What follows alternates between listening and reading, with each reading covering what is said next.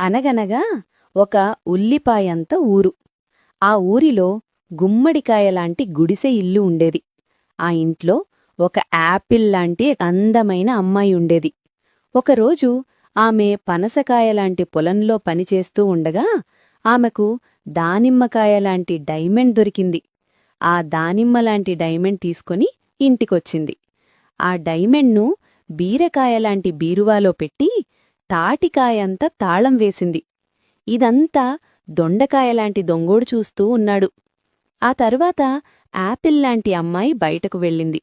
తర్వాత ఆ దొండకాయలాంటి దొంగడు తాటికాయలాంటి తాళం పగలగొట్టి దానిమ్మలాంటి డైమండ్ను తీసుకొని పారిపోతూ ఉండగా తన ఇంటి నుండి ఎవరో పరిగెత్తుకుంటూ ఉండటం చూస్తున్న ఆ యాపిల్లాంటి అమ్మాయి దొంగను పట్టుకోవాలని చూసింది.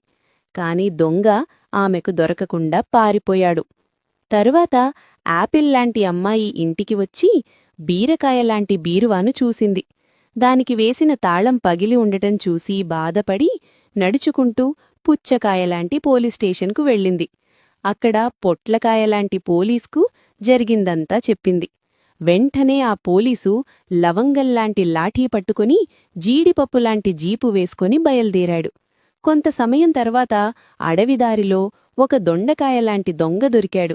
తన దగ్గర ఉన్న దానిమ్మలాంటి డైమండ్ తీసుకుని వచ్చి యాపిల్లాంటి అమ్మాయికి అప్పగించాడు. ఆమె చాలా సంతోషపడింది. ఆ దొండకాయలాంటి దొంగను జామకాయలాంటి జైల్లో పెట్టారు. Download ShareChat.